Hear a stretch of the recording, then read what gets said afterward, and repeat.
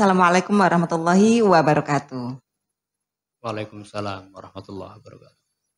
Selamat siang sahabat religi, apa kabar Anda pada hari ini memasuki hari-hari terakhir Ramadan 1442 Hijriah. Semoga kita masih selalu diberikan kesehatan sehingga kita bisa tuntas menjalankan ibadah puasa sampai dengan Syawal nanti. Amin ya rabbal alamin. Sahabat religi yang berbahagia, setiap akan memasuki Syawal dan Ramadan atau awal bulan Hijriah, kita selalu menantikan keputusan pemerintah tentang hasil ru'yatul hilal atau hasil hisab ru'yah, sehingga kita bisa mengetahui kapan sih kita bisa melaksanakan puasa dan kapan kita bisa merayakan hari raya Idul Fitri. Nah, untuk membahas tentang hisab ru'yah ini, kita sudah mendatangkan narasumber yang khusus di bidang ini, yaitu Bapak Fahrul Rahman, Sarjana Agama. Selamat siang Pak Fahrul Rahman. Selamat siang. Baik. Bagaimana kabarnya? Baik Alhamdulillah, Bapak. Alhamdulillah masih kendati cuacanya panas masih semangat ya Pak ya? Semangat, masih utuh untuk berpuasa. Harus tetap semangat. Oke Pak Fahrul Rahman. Pak Fahrul Rahman ini sudah lama ya berkecimpung di hisab ru'yah dan sudah masuk di tim Badan Hisab Ru'yah Kabupaten Rembang. Ya. Sudah berapa lama Pak bergabung di tim BHR ini? 4 sampai 5 tahun. 5 tahun, lumayan ya Pak ya. Ya, kemarin juga sudah sempat ngecek jam di masjid di studio radio ya Pak ya, untuk menentukan keabsahan waktu azan maghrib, ya azan subuh. Ya, Pak Fahrul Rahman, bisa dijelaskan Pak hisab ru'yah? Kita selama ini sudah selalu mendengar hisab ru'yah. Bisa dijelaskan dulu Pak, pengertian dari hisab ru'yah ini, monggo. Baik, saya akan menyapa sahabat religi yang ada di Nusantara dulu. Assalamualaikum warahmatullahi wabarakatuh. Waalaikumsalam warahmatullahi wabarakatuh. Alhamdulillahirabbil alamin wa bihi nasta'inu ala umur dunya waddin. Salatu wassalamu ala asyrafil anbiya'i wal mursalin sayyidina wa maulana Muhammadin wa ala alihi wa sahbihi ajma'in. Allahumma lakal hamdu wa ilaikal mustaka wa antal musta'an wa la hawla wa la quwwata illa billahil aliyyil azim. Sahabat religi yang dirahmati Allah, untuk memulai hal yang berkaitan dengan ini, mungkin saya akan menyampaikan firman Allah. A'udzubillahi minasyaitonir rajim. Ya ayyuhalladzina amanu kutiba alaikumus syamu kama kutiba alal ladzina min qablikum la'allakum tattaqun. Dari ayat ini mungkin sahabat religi sudah banyak yang membicarakan kata kutiba. Kata kutiba sendiri ini adalah kalimat yang menurut saya agak sedikit aneh. Kenapa saya bilang aneh? Karena kata kutiba ini berasal dari kata kataba yang dimajhulkan. Ini menurut ahli nahwu. Tapi kenapa di situ diartikan diwajibkan? Wajib ya. Kataba kan menulis ya Pak ya. Kataba kan menulis, tapi kenapa di situ diartikan oleh Pak ahli tafsir menafsirkan bahwa itu adalah wajib. Kita nggak akan membahas itu, tapi akan membahas tentang kalau ini wajib, kapan sih kita akan berpuasa? Pasti jawabannya hanya satu Ramadan. Itu pasti. Ya. Nah, tapi untuk menentukan awal Ramadan bagaimana? Ini yang menjadi pertanyaan besar.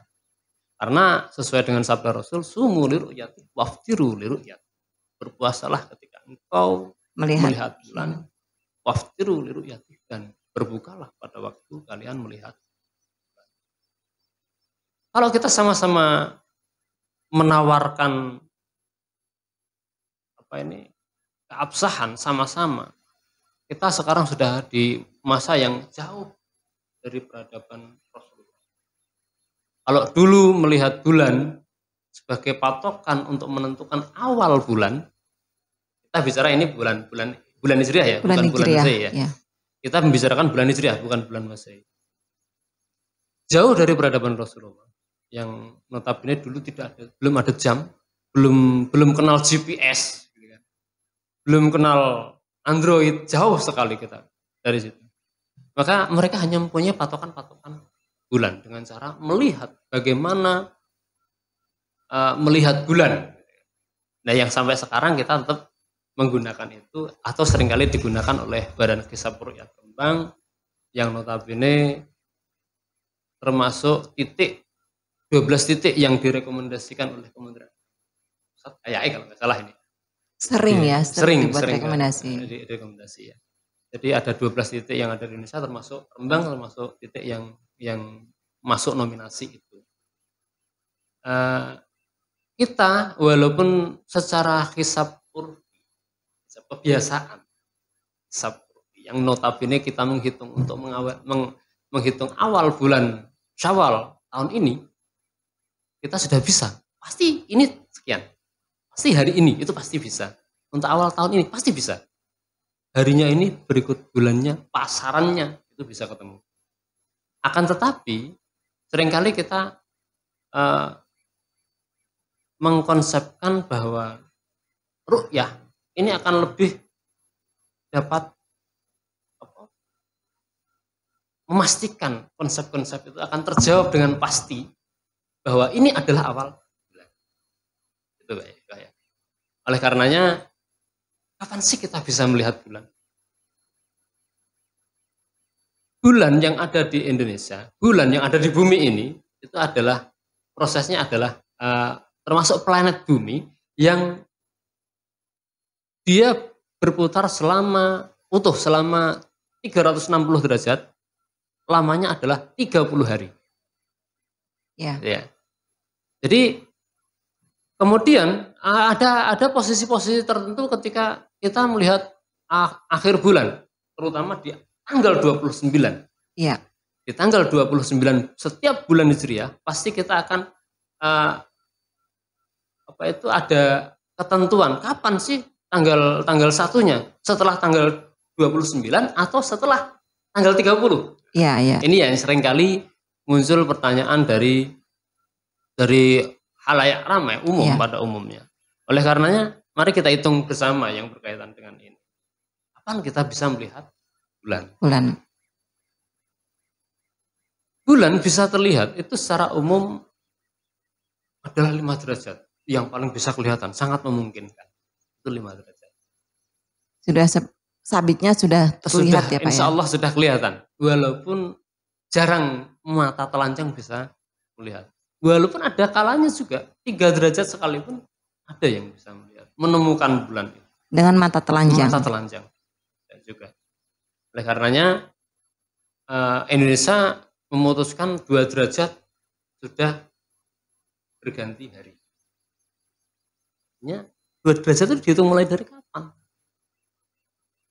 Jadi ketika kita menghitung itu kita harus tahu patokannya. Patokannya adalah ketika bumi, bulan dan matahari bertemu dalam satu titik yang dinamakan dalam konsep falak itu namanya istima.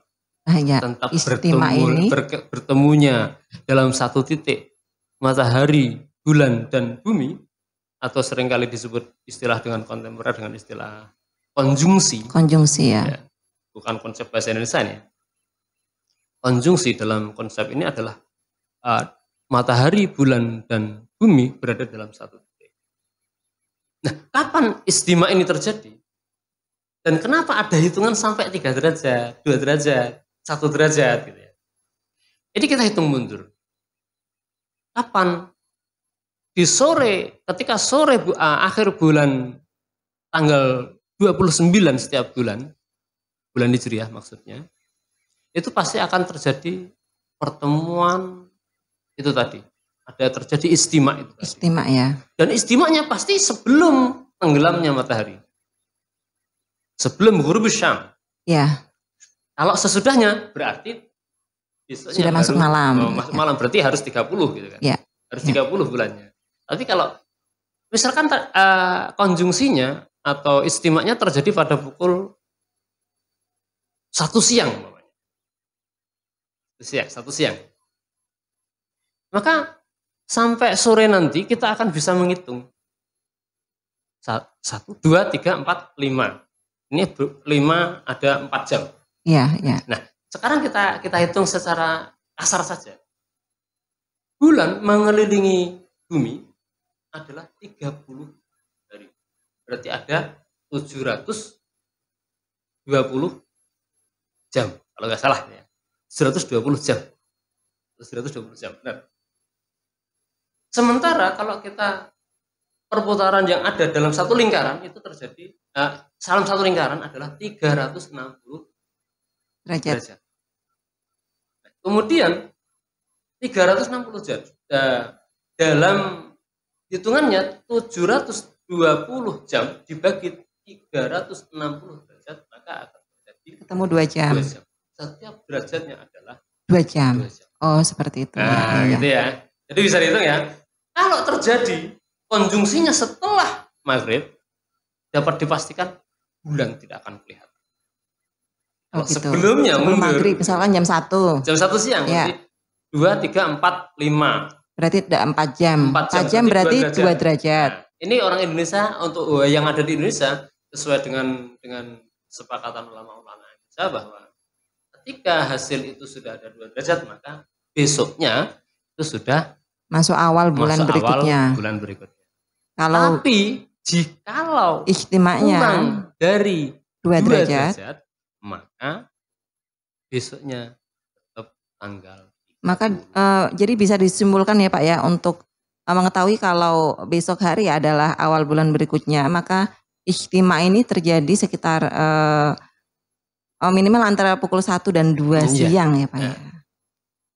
Jadi saya tidak akan membahas kapan istimewa itu terjadi. Itu mungkin bisa dibahas kisarannya dalam satu yang kira-kira lain. Seperti itu. Ya. Kemudian bisa dijelaskan posisi, biasanya kan posisi hilal. Ru'yatul hilal hasilnya ini posisi hilal berada di penghitungan 3 derajat 27 menit. Betul. Itu gimana Pak? Maksudnya 3 derajat 27 menit. Bisa dijelaskan Pak, 3 derajat itu bagaimana, 27 menit itu bagaimana? Tadi kan saya sudah bilang, penghitungan derajat itu adalah terjadi setelah konjungsi pertemuan matahari, bulan, dan bumi dalam satu garis lurus. Kalau 3 derajat, 1 derajatnya 2 jam, berarti dihitung mundur saja. Berarti kalau 3 derajat berarti 6 jam ya Pak ya. Menitnya menyesuaikan juga. Jadi dalam titiknya nanti akan dihitung mundur sesuai itu. Tapi mestinya nggak dihitung mundur. Kita ini kan hanya menjelaskan kaitannya dengan umum bahwa kita menentukan awal bulan Ramadan dengan cara ru'yatul hilal. Titik konjungsinya jam sekian terjadi, nanti akan terjadi hilalnya berada dalam titik 3 derajat 27 menit. Itu nanti akan kelihatan seperti itu. Ini kita tidak akan menjelaskan tentang konjungsinya bagaimana. Mungkin bisa dibicarakan dalam waktu yang lain. Ini mungkin tentang ini ya Pak ya, ru'yatul hilal. Kalau biasanya ada 2 versi. Misalkan Ormas A dan Ormas B ini mempunyai versi awal bulan Ramadan atau Syawal yang berbeda. Itu bagaimana bisa terjadi Pak? Ya, bisa saja terjadi karena yang berkaitan dengan perbedaan konsep karena ada yang menggunakan hisab urfi dengan kebiasaan, ada yang menggunakan hisab hakiki. Hisab urfi pasti dapat dipastikan, sudah pasti.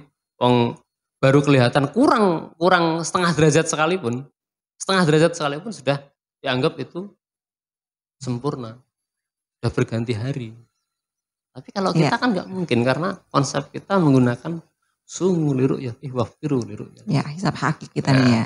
Yang bisa dilihat itu berapa derajat? Untuk orang Indonesia yang bisa dilihat adalah 2 derajat. Kesimpulannya seperti ya, lantas kalau dalam setiap hisab ru'yah ya, di ru'yatul hilal di sebuah lokasi, kalau kemarin di Watu Layar ya Pak, Watu Layar Lasem ya.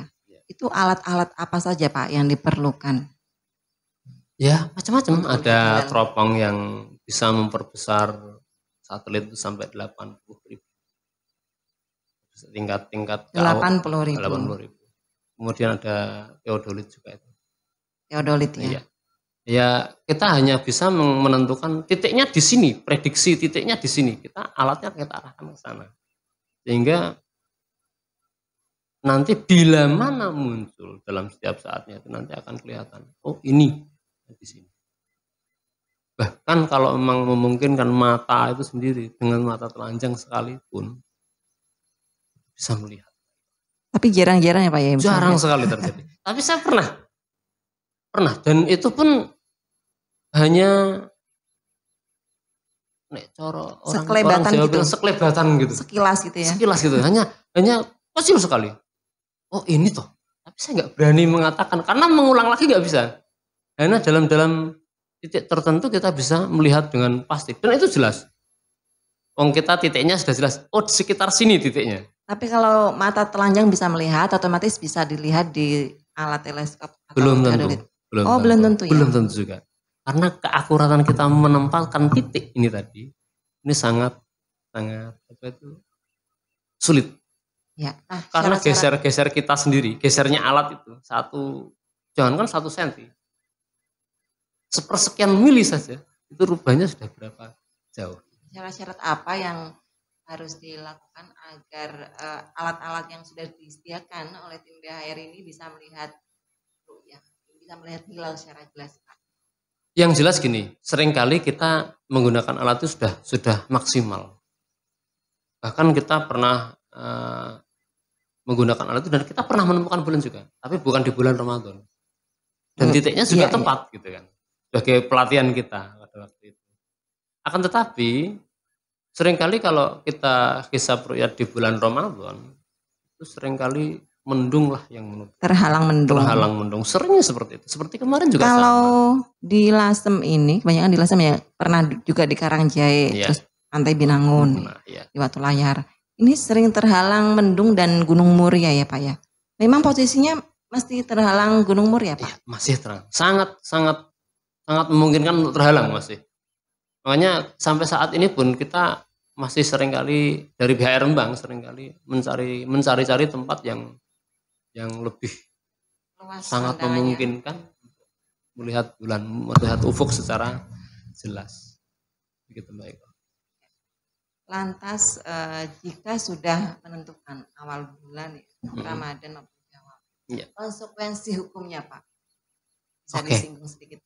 Ya gini, orang-orang umum seringkali hanya mengandalkan perangkat-perangkat yang kemarin tadi Mbak Iko bilang, saya mencocokkan jam masjid juga mencocokkan jam radio. Seringkali hanya patokannya itu masyarakat umum. Jika kita melakukan atau melaksanakan ibadah puasa tanpa peduli waktu, tanpa memperhatikan waktu yang tepat kapan kita iftar, kapan kita imsak. Ini juga berbahaya. Makanya saya minta kepada masyarakat secara umum, sekarang kan sudah sangat mudah untuk mencocokkan jam. Kalau dulu kita mengandalkan telepon umum, telepon yang tersedia dengan 188, gitu kan, saat ini tepat pukul sekian. Gitu. Atau di radio, RRI khususnya pada waktu itu, atau TVRI secara khusus. Sekarang kita sudah sangat mudah. Kita punya Android. Ya. GPS diaktifkan, jam pasti akan berubah sendiri sesuai dengan zona yang kita inginkan. Nah, kalau kita melihat jadwal kita sudah bikin, ya kan? Jadwal yang sudah kita bikin tafawud juga sudah ada kelebihan, ada pengurangan, itu pasti. Tapi kalau masyarakat tidak peduli, hanya melihat jadwal dan mengandalkan jam analog, ya. Akhirnya apa yang terjadi? Karena jam analog sendiri kan harus dicocokkan tiap 3 hari sekali. Bisa juga karena baterainya sudah baterai agak lemah, habis, atau yang putaran mungkin putarannya berkurang, rusak gitu ya. Iya. Mungkin pernya yang sudah mulai melemah, itu akan mengakibatkan pengurangan atau kemunduran jam itu, ketepatan jam itu sendiri. Sehingga kita harus sangat peduli dengan hal ini. Kita sekarang sudah pada era yang luar biasa. Kita ada Android yang bisa digunakan. Juga ya Pak ya, bisa digunakan untuk mencocokkan jam. Bisa. Selama GPS-nya diaktifkan. Ya. Selama GPS diaktifkan. Pasti jamnya akan berubah dengan sendirinya. Selama ini seperti itu. Yang paling penting satu, GPS diaktifkan, tapi kalau nggak ada kuota kan sama aja bohong. Gitu ya. GPS dan kuota ya Pak Ya ya. kuota pasti. Dan zonanya juga terbaca oleh apa itu map. Biasanya yang paling sering itu. Bila mana itu tidak dibaca oleh map seringkali nggak mau cocok. Ya. Ketika sudah mengetahui kapan 1 Syawal sudah diumumkan oleh pemerintah, kapan 1 Syawal diadakan, kewajiban apa yang harus kita laksanakan? Oh iya. Yang mungkin seringkali ditunda-tunda oleh masyarakat ya Pak ya, karena terlalu fokus. Ini yang berkaitan dengan berkaitan dengan dampak hukum yang ketika kita berada di akhir bulan. Kalau kita tadi bicarakan akhir bulan Sya'ban, kita membicarakan akhir bulan Ramadan gitu Pak ya. Sama konsepnya. Jadi ketika kita mengakhiri bulan Ramadan, secara otomatis kita tidak boleh berpuasa. Kapan kita tidak boleh berpuasa? Karena termasuk haram hari-hari berpuasa. Hari-hari yang diharamkan untuk berpuasa adalah tanggal 1 Syawal. Makanya penentuannya tetap sama seperti akhir bulan Sya'ban, maka kita menentukan akhir bulan Ramadan. Kemudian kita harus iftar di tanggal 1 Syawal. Nggak boleh kita berpuasa. Malam 1 Syawal ya Pak ya? Ya. Pasti paginya kita nggak boleh. Dan dampak hukum yang ada di sana adalah ketika siapa sih orang yang wajib zakat fitrah khususnya. Ya. Nah, ini kan juga harus ditentukan juga. Orang yang wajib mengeluarkan zakat fitrah adalah orang yang cara bahasa Jawa ini menangi gitu. Menangi apa ya? Jadi dia masih hidup pada masa ghurubus syam, tenggelamnya di akhir bulan Ramadan, dia masih kebagian itu. Setelah matahari tenggelam, dia meninggal dunia, maka dia wajib berzakat. Zakat fitrah ya. Iya, zakat fitrah. Ini dampak hukum yang muncul gitu lah. Makanya harus tahu patokan-patokan tertentu. Misalkan kok lahirnya jam 12 malam Syawal, dia juga wajib fitrah ya. Kecuali setelah. Bukan, kalau jam 1 Syawal, dia sudah tidak wajib zakat. Lahir di akhir bulan Ramadan. Oh begitu. Nah, di akhir bulan Ramadan, kemudian dia hidup sampai maghrib. Taruhlah paling mudah maghrib gitu ya. Maghrib. Habis asar dia lahir. Maghrib masih hidup. Setelah maghrib dia meninggal. Iya. Dia tetap wajib berzakat. Jadi misalkan kok di antara akhir Ramadan dan awal malam. Nih, ketentuannya adalah itu. Akhir yang orang yang masih hidup di akhir bulan Ramadan, maka dia wajib umur 0 hari sampai lansia ya Pak ya. Sampai akhir bulan Ramadan wajib mengeluarkan. Kita baik. Terima kasih Pak Fahrul Rahman pencerahan yang sudah diberikan mengenai hisab ru'yah ini. Semoga menambah wawasan bagi sahabat religi sekalian. Sahabat religi, materi tentang hisab ru'yah ini sekaligus menutup Kemenak Rembang on Podcast edisi spesial Ramadan. Kami ucapkan terima kasih pada Pak Fahrul Rahman yang sudah meluangkan waktunya. Sampai jumpa di kesempatan yang lain ya Pak ya, dengan tema-tema yang lain. Sahabat religi, terima kasih telah bergabung bersama kami. Kami ucapkan selamat menunaikan ibadah puasa dan mohon maaf lahir batin atas segala kesalahan yang sengaja maupun tidak sengaja kami perbuat. Kiranya demikian. Wassalamualaikum warahmatullahi wabarakatuh.